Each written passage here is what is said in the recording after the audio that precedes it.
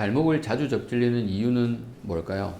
발목을 자주 접질리는 이유는 여러 가지가 있을 수가 있죠. 크게 이제 두 가지로 생각해 보면 좋겠습니다. 발을 잘못 디뎌서 다쳤든 운동을 하면서 다쳤든 간에 발목 인대가 다쳤을 경우 이를 방치하는 경우입니다. 이를 방치하게 되면 인대가 파열된 상태로 방치가 되니까 관절을 안정시켜주는 인대의 기능이 떨어지게 되는 거죠. 그래서 이런 경우 제일 많이 이야기하시는 것들이 몇 년 전에 뭘 하다가 발목을 다쳐서 병원을 갔더니 인대 파열이 있다고 했어요. 근데 별로 아프지 않아서 그냥 지냈는데 그 이후로 너무 쉽게 자주 접질러요. 환자분들이 진료실 와서 말씀하시는 제일 대표적인 멘트가 이런 이유가 되겠습니다. 발목을 자주 접지르는 또 다른 이유 중에 하나가 발과 발목의 변형입니다. 변형이라는 것은 발의 아치의 변형을 말하는데 그 중에 대표적인 것이 평발입니다. 평발은 체중이 실렸을 때 발의 아치가 이렇게 무너지는 것입니다. 근데 평발의 정도가 심하면 체중이 실렸을 때 더 많이 무너지게 되겠죠. 이렇게 되면 몸이 안쪽으로 기운다는 생각 때문에 발을 이렇게 바깥쪽으로 틀게 됩니다. 그렇게 되면 다리는 자기 자리에 있고 발을 틀게 되니까 뭔가 잘못 밟거나 아주 사소한 환경에서도 발을 쉽게 접지르게 됩니다. 두 번째는 평발과 반대인 요족입니다. 요족은 아치가 높은 발입니다. 아치가 높으면은 평발과 달리 처음부터 요족은 발을 틀어서 이런 식으로 딛게 됩니다. 아치가 높기 때문에 1번이 먼저 땅에 닿아서 여기를 닿을 수가 없기 때문에 발을 항상 이렇게 틀어서 딛게 되죠. 그래서 요족이 있으면 마찬가지, 결과는 마찬가지입니다.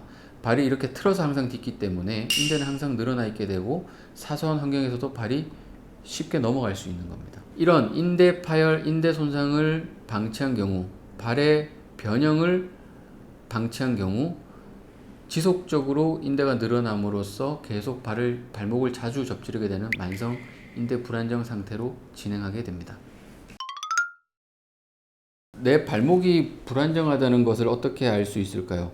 근데 이렇게 진료실에 있어 보면 이 발목 인대 문제로 병원을 내원하시는 분들은 대부분 본인 발목이 불안정하다는 것을 알고 계세요. 보통 어떤 식으로 표현하냐면은 나는 발목이 약해요.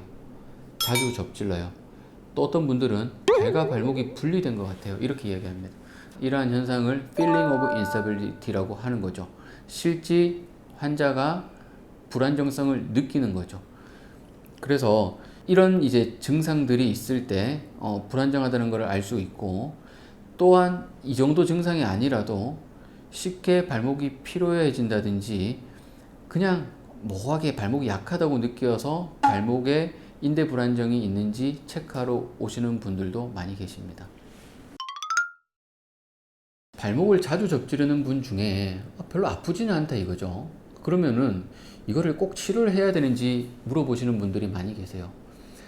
자, 발목을 자주 접지른다는 것은 발목 관절이 안정되지 않다는 거죠. 불안정하다는 겁니다.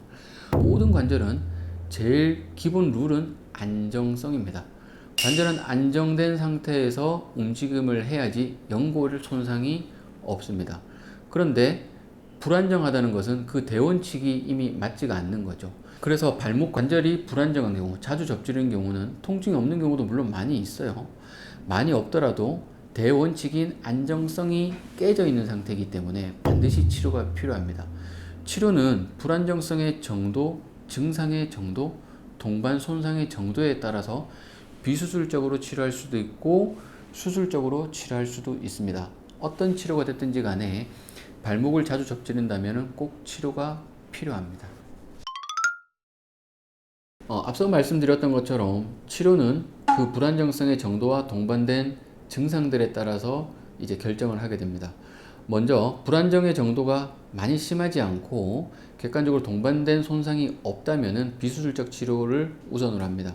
비수술적 치료는 인대의 근력을 강화하고 균형 감각을 회복함으로써 이 불안정, 자주 접지르는 증상을 조절하는 겁니다. 이와 더불어서 앞서 말씀드렸던 것처럼 발과 발목의 변형이 발목을 자주 접지르는 것과 관련이 있다라고 말씀드렸기 때문에 이 변형에 대해서 평가하고 이 변형이 있다면 이 변형을 보완하는 것이 비수술적 치료의 매우 중요한 요소라고 할 수 있겠습니다. 그리고 이런 비수술 치료에도 불구하고 증상이 조절되지 않거나 불안정 정도가 처음부터 아주 심하고 동반 손상이 있다면은 수술적 치료를 고려를 해야 되겠습니다. 수술적 치료를 고려할 경우에는 요즘은 절개 수술을 하지 않고 다 내시경 수술을 합니다. 내시경 수술은 피부 절개 없이 관절 내시경 카메라를 통해서 관절 안을 모두 다 확인을 하면서 속으로 파열된 인대를 당겨와서 안정되게 꼬매서 관절의 안정성을 도모하게 됩니다.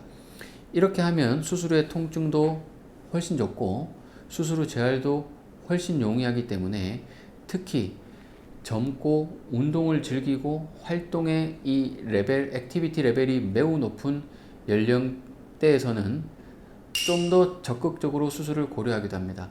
쉽게 말해서 운동을 많이 하고 액티비티 레벨이 높은 젊은 연령대에서 빨리 회복을 해서 빨리 다시 운동을 하고 싶다라고 할 경우 초기에 비수술 재활 치료를 해보고 정상 경과를 따라간다, 따라가지 못한다를 빨리 결정을 하고 못 따라갈 경우에는 빨리 수술적 치료로 전환을 해서 간단하게 절개 없이 내시경으로 수술을 하고 재활을 성공적으로 마침으로써 다시 원래 원하던 운동을 할 수 있는 것도 좋은 방법 중에 하나라고 생각합니다.